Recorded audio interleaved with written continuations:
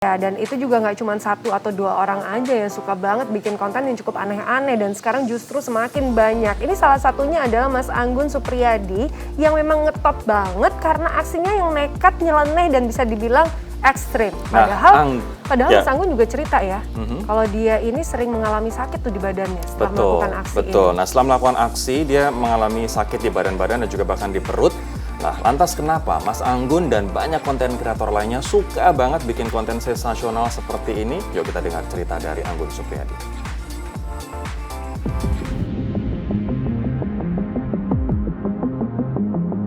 Inliners, belakangan ini makin banyak konten kreator yang melakukan aksi nekat hanya demi konten. Mulai dari aksi yang nyeleneh, nggak masuk akal, hingga membahayakan kesehatan dan keselamatan. Waduh, misalnya yang satu ini nih, sosoknya dikenal karena gemar melakukan aksi tantangan makanan ekstrim, terutama yang ekstra pedas. Mulai dari tantangan receh seperti makan mie ekstra pedas, sampai tantangan ekstrim yang bikin viewernya geleng-geleng kepala. Kenalin nih, Anggun Suprijadi, aksinya super nyeleneh. Mulai dari memakan banyak cabai mentah, sampai memakan 4 bungkus garam sekaligus.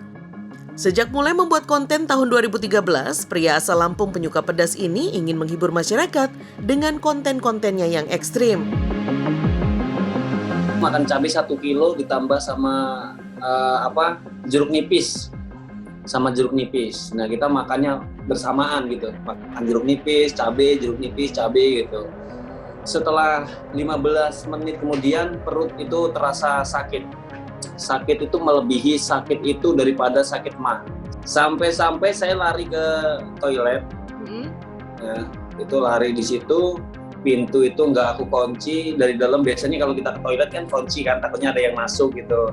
Nah itu kita nggak berani kunci, takutnya apa, nanti kita pingsan, nggak sadar pingsan gitu di dalam toilet, nanti nggak ada yang bisa buka. Sempat gulung-gulung juga itu di toilet, gitu kan, udah mikirnya ini, wah ini kayaknya ini bahaya, ini udah gawat. Gak bisa dipungkiri, aksi seperti ini memang banjir penonton. Sebagian bahkan menilainya sebagai konten yang menghibur. Makanya makin banyak juga pembuat konten yang sengaja membuat konten sensasional dan kontroversial. Hasilnya, Anggun sudah punya lebih dari 10 juta followers. Wih, gak heran deh, konten kreator jadi pekerjaan utamanya sekarang. Saya jadi penasaran.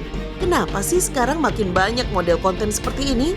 Terus akankah tren ini bertahan lama? Dan apa pula manfaat bagi publik dengan menonton konten sensasional seperti ini? Trennya akan long lasting, tapi pelakunya akan berganti. Kenapa trennya long lasting? Karena hal ini paling mudah. Tapi pelakunya akan berganti. Kenapa? Karena setiap pelaku akan sakit. Akan berganti lagi. Akan tobat ya. Iya, karena kalau anak mau bikin YouTube, itu kan sebuah karya. Jangan ngejar likes-nya dong. Iya. Karena dampaknya bisa kemana-mana tuh. Kalau likes-nya dikit, si anak bisa stres loh. Kalau Anda gimana Inliners? Merasa penasaran, terhibur, atau sebaliknya malah bergidik ngeri? Kalau mau sehat sih, jelas kita harus pilih konten yang mendidik di sosmed ya. Biar ketularan pinternya, gak sekedar kejar sensasi belaka.